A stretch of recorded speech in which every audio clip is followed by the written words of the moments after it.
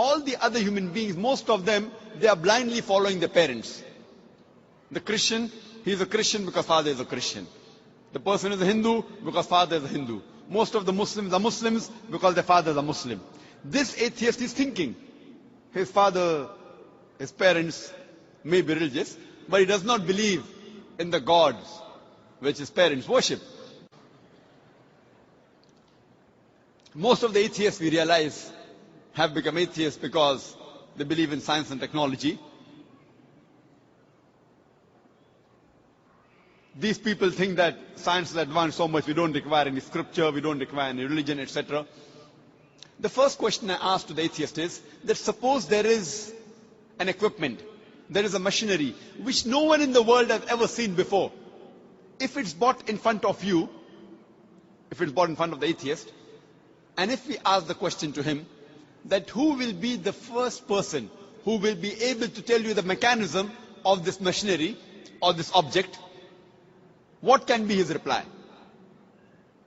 What can he reply? Suppose a machinery who no one in the world has seen, if it's brought in front of the atheist, and he's asked the question, who will be the first person who will tell you the mechanism of this machinery or object? The reply the atheist will give you is the first person who will tell you the mechanism is the manufacturer. Some may say the creator, some may say the inventor, some may say the producer. Whatever they say, it will be somewhat similar. Either they say the creator, the manufacturer, the producer, the inventor. It will be somewhat similar. Just keep it at the back of your mind.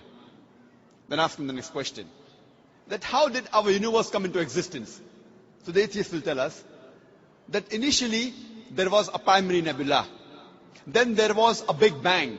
There was a secondary separation which gave rise to galaxies, the sun, the moon, and the earth on which we live.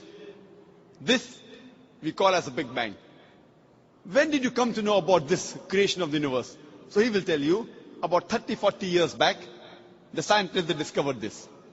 You ask him the question, but what you're talking about the Big Bang is already mentioned in the Quran, in Surah Anbiya, chapter number 21, verse number 30, which says, Avalam yaral lazina kafaru. Do not the unbelievers see, Anna samawati wal arda, kanat ratkan fasaknahuma, that the heavens and the earth were joined together and we clove them asunder. What you're talking about the Big Bang is already mentioned in the Quran 1400 years ago. Who could have mentioned that? So the atheist will say, maybe it's a fluke. No problem. Don't argue with him. You continue. The light of the moon, is it its own light or reflected light? So the atheist will tell us that previously we thought the moon has its own light. Recently we have come to know in science, recently means 100 years back, 200 years back, we have come to know that the light of the moon is not its own light but a reflected light. The Quran mentions 1400 years ago in Surah Furqan, chapter number 25, verse number 61, that blessed is he who had placed the constellation in the sky and placed therein a lamp, a sun, having its own light, and moon having reflected light or borrowed light. The Arabic word used for moonlight in the Quran is munir or nur, meaning reflected light or borrowed light. Who could have mentioned in the Quran 1400 years ago that the light of the moon is not its own light but reflected light, which we have come to know recently? The atheist may say, your Prophet Muhammad, peace be upon him, maybe he was an intelligent man. Don't argue with him. Continue. The world that we live on, what's the shape of this earth on which we live? The atheist will tell you, it is spherical. When did we come to know? So he will tell us, it was 1597 when Sir Francis Drake, when he sailed around the earth, that he proved that the earth was spherical. But the Quran says 1400 years ago, in Surah Naziyat, chapter number 79, verse number 30, Wal arda ba'da zalika dahaha. And thereafter, we have made the earth egg-shaped. The Arabic word dahaha, one of its meaning is the earth is an expanse. The other meaning is derived from the Arabic word duya, which means an egg. And it doesn't refer to a normal egg. It refers to the egg of an ostrich. And we know the world is not completely round like a ball, but it is geospherical in shape. It is starting from the pole. And if you analyze the shape of the egg of an ostrich, that too is geospherical in shape. Who could have mentioned 1400 years ago that the shape of the earth is geospherical? Again, the atheist may say, your prophet, maybe he super intelligent. Don't argue with him. You can continue. When I was in school, I had learned that the sun was stationary. It revolved, but did not rotate about its own axis. So the atheists will say, is that mentioned in the Quran? I say, no, that is what I learned in school. When I passed my school in 1982, approximately 12 years back, I had learned the sun was stationary, did not rotate about its own axis. But the Quran says in Surah Anbiya, chapter number 21, verse number 33, هُوَ الَّذِي خَلَقَ اللَّيْلَ وَالنَّهَارَ. It is Allah who has created the night and the day.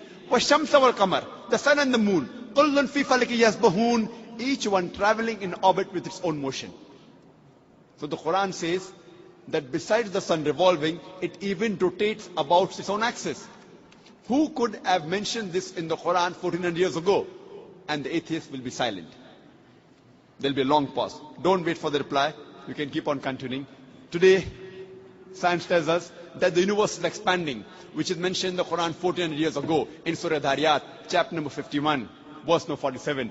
The Quran speaks about the water cycle which we learnt in school.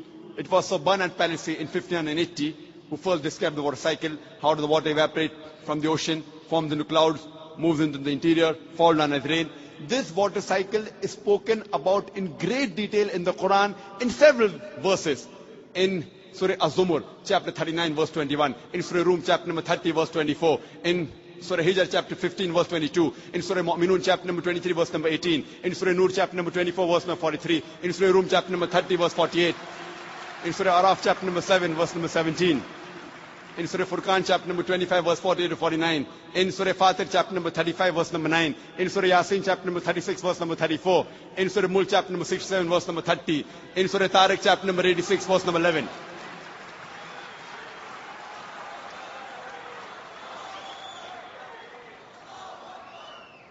There are hundreds of verses in the Quran which only speak about the water cycle, which science has discovered recently.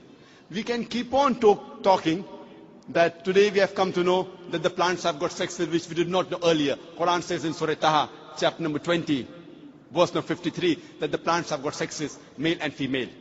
Today we have come to know that there are two types of water, sweet and salty.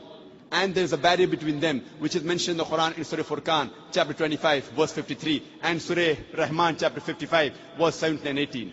Marajal Bahraini al-Taqiyan, Bainahuma barzakhun la yabghiyan. It is Allah who has let free two bodies of flowing water. Though they meet, they do not mix. There is a barrier between them.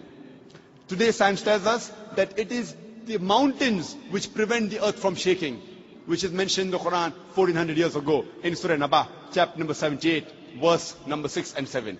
The Quran speaks about biology, that we have created every living creature from water, every living thing. In Surah Anbiya, chapter 21, verse number 30, Quran mentions this 1400 years ago. The Quran speaks about zoology, about the lifestyle of the spider in Surah Ankabut, chapter 29, verse 41. About the ant in Surah Namal, chapter 27, verse 17 to 18. About the bee in Surah Nahl, chapter number 16, verse 66, 68, 69. The Quran speaks about embryology in Surah Alaq, chapter 96, verse number 1 and 2. We have created the human being from alaqa, a leech-like substance, which we have come to recently. The Quran speaks about embryological stages in Surah Mu'minun, chapter 23, verse number 12 to 14. You can go on talking about the scientific points. There are more than 1,000 verses in the Quran which speak about science. After every scientific fact, you ask the question, who could have mentioned that in the Quran? The only reply the atheist can give you is the creator, the cherisher, the manufacturer, the inventor, the producer. This creator, this manufacturer, this producer, this inventor, we Muslims call him as Allah.